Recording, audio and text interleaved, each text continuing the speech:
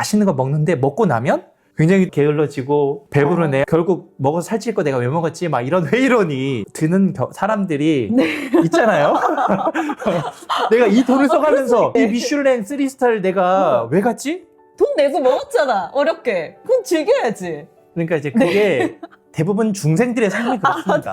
어리석은 중생들은 어떻게 살냐면 미슐랭 3스타 우리나라에 한 군데 있더라고요. 거기에 가서 비싼 한 끼에 30만 원짜리를 이제 둘이면 60만 원이 넘죠. 그거를 먹었는데 재밌게 즐기고 이 사람과 좋은 시간을 보냈어. 그리고 나서 딱 돌아섰는데 배도 부르고 돈도 많이 썼고 그 순간은 즐거웠는데 지나고 나니까 갑자기 밀려오는 게 있는 거죠. 내가 여기에 이럴 일인가? 사실 그 순간 즐겼어요. 함께 행복한 시간을 보냈는데 이후에 그 즐거움이 딱 사라지니까 그 공간 안에 막 밀려오는 회의감과 좀 결핍이 생긴다고 하는 것이죠. 근데 이것을 니체는 좀 다르게 봤다라는 거예요. 쇼펜하우어는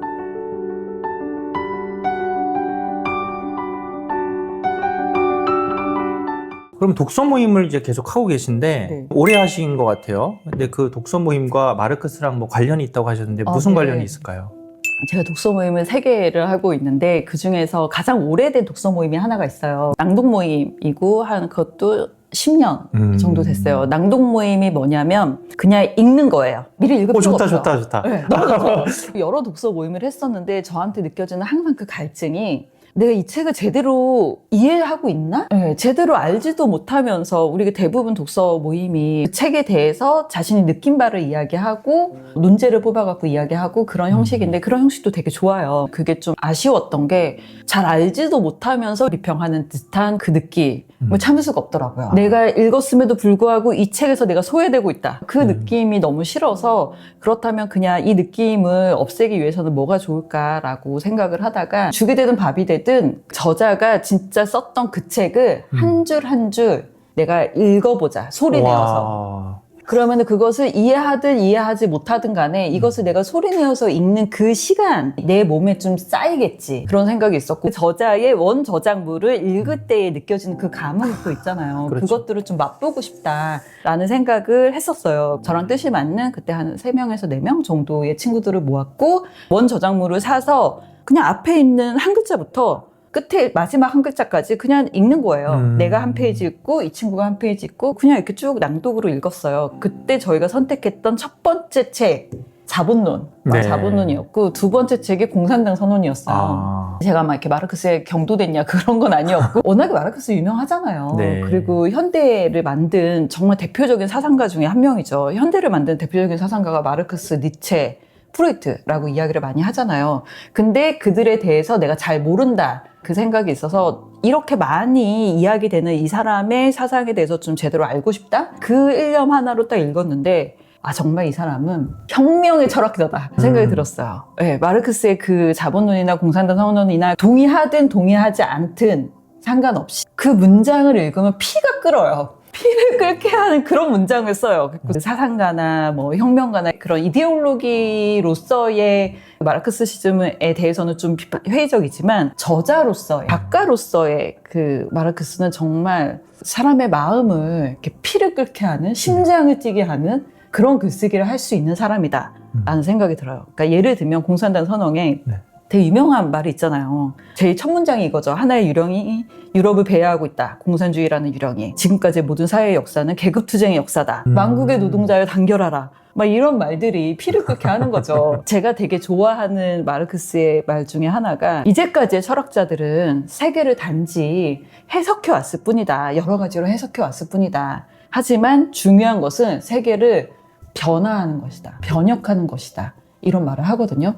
제가 그 당시에 무언가 새로운 일을 시작을 할 때였는데 그래 내가 이제까지 했던 일은 그냥 이 세상에 대해서 이건 어떻고 저건 어떻고 설명하고 해석하고 그냥 내 의견을 더하고 이런 거에서 끝났구나. 묘사하고 설명하고 이런 거였구나. 하지만 나는 이제부터 이 세계를 변화시킬 거야 라는 그 입지를 좀 세우게 했던 것 같아요. 이런 말들이, 이런 글들이 그렇다면은 내가 정말 이 사회의 일원으로서 무엇을 할 것인가 어떤 거를 나는 할 수 있는가, 해야 하는가, 하고 싶은가를 되게 진지하게 생각을 하게 된 그런 계기가 되기도 했죠. 네. 우치다 타츠루라는 일본의 사상가가 있는데 그분이 쓴 책에서 마르크스에 대해서 한마디로 설명하는 게 있어요. 마르크스를 읽고 나서 내가 내린 결론은 이거다. 마르크스가 내 문제를 해결해주지 않는다. 그렇지만 마르크스를 읽으면 스스로의 문제를 자기 손으로 해결해야 한다는 것을 깨닫게 된다. 이런 얘기를 하거든요. 근데 저도 똑같은 걸 느꼈어요. 그래서 마르크스의 어떤 이데올로기, 선동가로서의 마르크스가 지지하고자 하는 것에 제가 선동이 되진 않았어요. 우리가 당면한 문제는 이런 것들이 있고 지금 우리는 이런 계급에 있고 거기에 있어서 이걸 해결할 수 있는 사람은 우리뿐이야. 네. 그렇다면 우리가 뭘 해야겠어? 우리 단결해야 돼. 우리가 변화시켜야 돼. 변혁을 하는 거야. 변혁의 주체가 바로 우리야. 라는 이야기를 하는 것이 내 문제는 내가 원인과 책임으로 있어야 하는구나. 그 생각이 들게 만든 거예요. 원인과 책임으로 있어야 된다는 것에 자극을 준 존재네요. 심장이 뛰지 않나요? 아직 그 정도까지는 아닌데 읽어봐야 되겠다. 그런 자극은 오는 것 같습니다. 그러니까 낭독으로 읽는 게 그만큼 눈으로만 보는 게 아니라 입으로도 말하고 그걸 또 귀로도 듣잖아요. 그러니까 많은 오감을 사용하기 때문에 맞아요. 더 깊이 전달되는 것 같아요. 마르크스 말고 니체를 좋아하시는 네. 이유가 뭐 어떻게 되세요? 니체는 이제 우리 나원님께서 많이 이야기를 하실 거니까 저는 간단하게만 할게요. 니체의 뭐 삶도 워낙에 비범하잖아요. 이 책에서도 니체의 비범한 삶에 대해서 계속해서 이야기를 하는데 그 기구하면서 비범하고 그런 철학적 사상이 나오고 뭐 이런 것도 다 놀라운데 너무 감동인 거는 그 짜라투스트라는 이렇게 말했다. 최종 부인 제4부 출판사에서 출판하지 않겠다. 버림을 받고 자비 출판했다고 알고 있어요. 네. 자비 출판해서 딱 40부만 찍었대요. 소실되기도 하고 없어지기도 해서 지인들한테 보내 딱 7부만 남았대요. 지금 니체의 그 사상이 얼마나 많은 사람들한테 큰 영향을 주고 있어요. 우리 나온님도 마흔에 읽는 니체 읽으셨다고. 네. 진짜 그런데요. 지금 126년이 지났는데 그 울림이 지금까지도 이렇게. 근데 그 울림이 전해줄 수 있었던 건 사실은 그 책이 남았기 때문이잖아요. 그 책이 정말 당대에 엄청난 베스트셀러가 되거나 그러지 않아도 상관이 없어요. 단 7부만 남아도 괜찮아요. 그것을 읽은 누군가가 그 가치를 알고 그것을 후대한테 전해줄 수 있다는 것 자체가 전 너무 멋있는 일이다라는 생각을 하고 이 3명의 저자들, 그러니까 칸트가 됐건 마르크스가 됐건 니체가 됐건 그들의 저작물이 지금까지 남을 수 있었던 이유는 우리의 기존에 있던 사상을 좀 깨트리는 역할을 하거든요. 그러니까 책은 도끼다라는 이야기 많이 하잖아요. 네. 이 책이라는 게 텍스트라는 거는 엄청난 힘을 갖고 있다는 우리의 어떤 인식을 깨트리고 우리가 기존에 갖고 있었던 거에 그 경계를 넓히고 저변을 다르게 만들고 그 프레임을 바꾸고 무언가 불편하고 어렵고 모르겠고 이런 거를 통해서 내 세계가 확장되는 그러한 역할을 했다 보여지거든요. 그래서 사실 저는 이 저자들이 너무 그래서 지금 이렇게 막 열변을 토하면서 소개를 하고 있네요. 도끼가 되는, 그러니까 니체가 망치를 든 철학자라는 맞아요. 표현을 쓰잖아요. 좀 과격하기도 하고 파격적이기도 한데 운명을 사랑해라, 아모르 파티라는 얘기. 그러니까 여러 가지 이제 아포리즘으로도 니체가 유명한데 어떠한 결의 메시지가 지기님에게는 좀 더 영향을 좀 주신 것 같으세요? 멋있는 게 네. 되게 많죠. 영혼의기.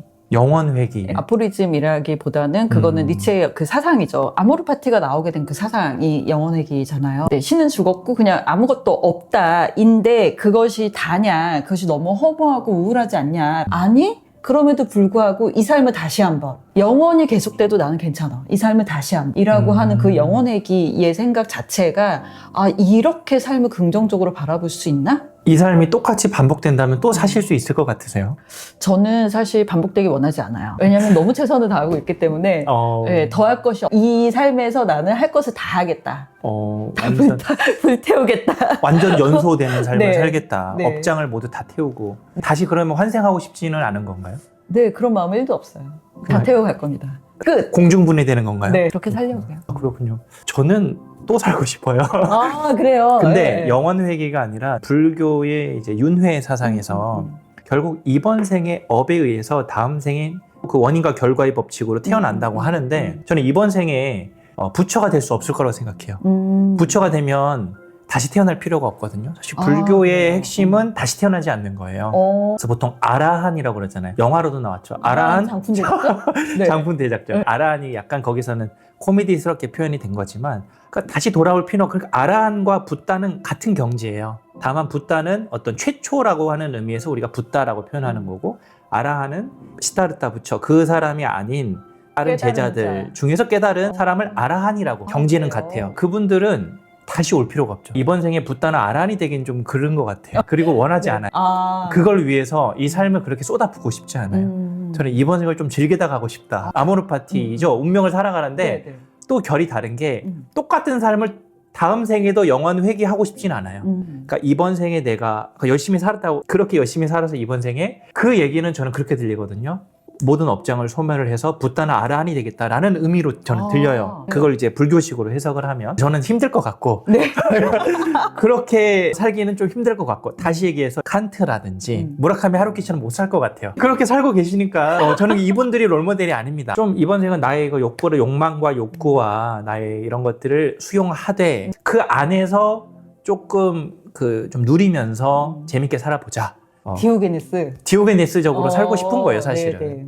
그렇게 살고 나서 거기에 따라서 다음 생에 뭔가를 환생을 한다면 그때는 만약 그 결심이 쓴다면 그땐 그렇게 살겠죠. 붓다가 되고 아라한이 돼서 다시 태어나지 않겠다라고 네. 하는 의지가 그때 생길지 모르겠는데 저는 다음 생 계획을 벌써부터 세고 있습니다. 네, 그렇군요. 그걸 이제 불교에서는 이제 일생 보처라고 하는 표현을 써요. 그러니까 이번 생은 뭐냐면 보수한다. 보수한다는 뜻인데 보수하는 곳이다. 저는 보수를 다 하는데 완벽한 보수는 어려울 것 같아요. 그래서 어느 정도 이번 생에 내가 할 수 있을 정도만 하고 너무 빡빡하게 살지는 말자. 그냥 내 안에 있는 나의 한계와 나의 어떤 가능성과 능력과 욕구를 인정을 하고 그 한도 안에서 좀 즐기면서 살자. 이렇게 생각을 하고 있습니다. 네, 너무 좋습니다. 그런 면에서 영원 회귀의 일부는 긍정하지만 환생이라는 의미에서는 긍정하지만 똑같이 반복적인 삶은 못 살 것 같다. 그 순간을 충만하게 즐겨라. 니체를 잘 이해한 거라고 생각을 해요. 맞아요. 제가 해석한 니체는 진짜 복사 붙여넣기로 또 산다고 했을 때도 받아들일 수 있느냐라는 거였거든요. 그쵸. 전 조금 힘들 것 같아요. 그런 관점에서의 니체의 영원 회귀 사상은 조금 힘들 것 같은데. 그러니까 저도 지금 뭐 아직 불혹의 나이 40년밖에 안 살았지만 저의 20대는 너무 힘들었거든요. 네. 30대는 그보다는 나았지만 똑같이 그 20대를 살아간다?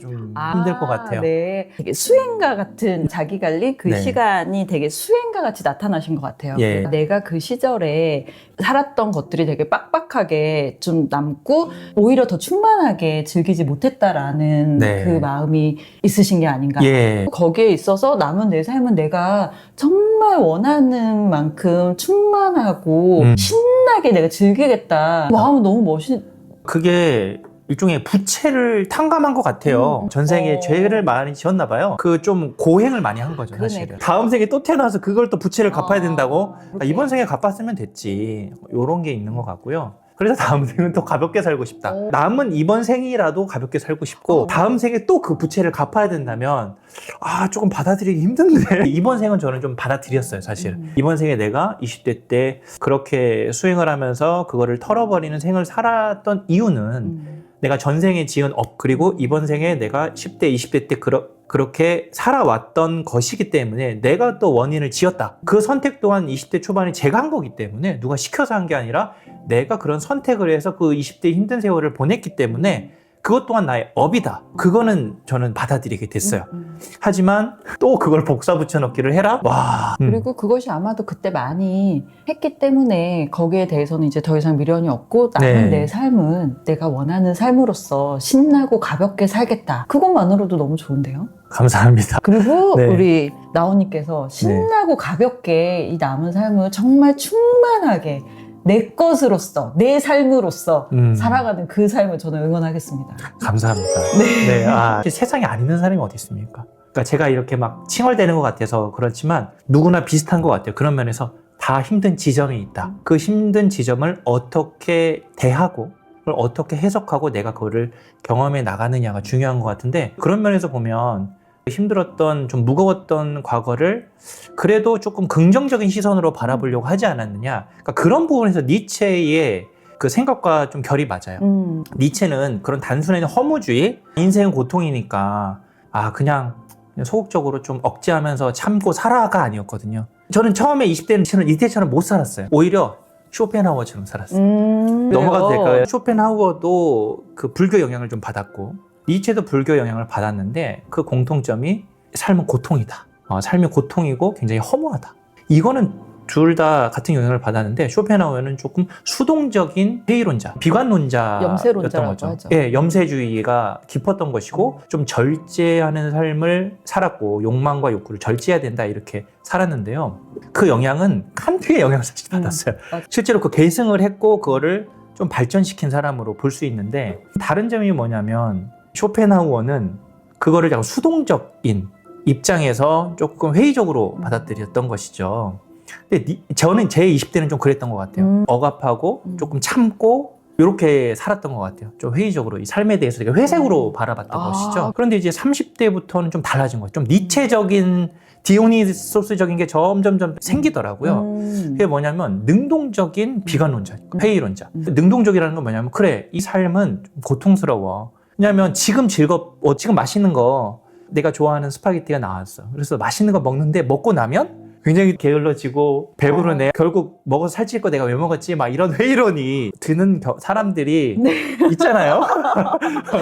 내가 이 돈을 써가면서 이 미슐랭 3스타를 내가 왜 갔지? 돈 내고 먹었잖아. 어렵게. 그럼 즐겨야지. 그러니까 이제 그게 대부분 중생들의 삶이 그렇습니다. 어리석은 네. 중생들은 어떻게 살냐면 미슐랭 3스타 우리나라에 한 군데 있더라고요. 거기에 가서 비싼 한 끼에 30만 원짜리를 이제 둘이면 60만 원이 넘죠. 그거를 먹었는데 재밌게 즐기고 이 사람과 좋은 시간을 보냈어. 그리고 나서 딱 돌아섰는데 배도 부르고 돈도 많이 썼고 그 순간은 즐거웠는데 지나고 나니까 갑자기 밀려오는 게 있는 거죠. 내가 여기에 이럴 일인가? 사실 그 순간 즐겼어요. 함께 행복한 시간을 보냈는데 이후에 그 즐거움이 딱 사라지니까 그 공간 안에 막 밀려오는 회의감과 좀 결핍이 생긴다고 하는 것이죠. 근데 이것을 니체는 좀 다르게 봤다라는 거예요. 쇼펜하우어는 원래 그래. 그리고 그럴 거면 하지 마. 하지 마. 너 후회할 거면 하지 마. 그래서 안 하거든요. 안 하는 쪽으로 가요. 근데 니체는 해. 너 원해서 했잖아. 너도 뭔가 그 이성을 만나고 싶으려면 그 정도의 돈을 써야 되고 그 정도의 시간을 쓰면서 에너지를 막 도파민 막 분출했잖아. 그리고 네가 선택한 그것에 대해서 그것이 너의 운명이라면 네가 그걸 선택할 수밖에 없는 운명이었다면 그 자체를 받아들이고 사랑해, 아모르 파티 해 라고 하는 게 하나의 사건을 바라보는 두 철학자의 시선이었던 거죠. 근데 이 두 마음이 인간에 다 있다고 생각을 합니다. 다 있죠. 네. 그리고 저는 지금 들으면서 드는 생각이 굉장히 많은 사람들이 마치 네. 자신이 원해서 무언가를 하고서 그것을 억지로 시켜서 하는 것처럼 라는 것을 지금 다시 한번 느낀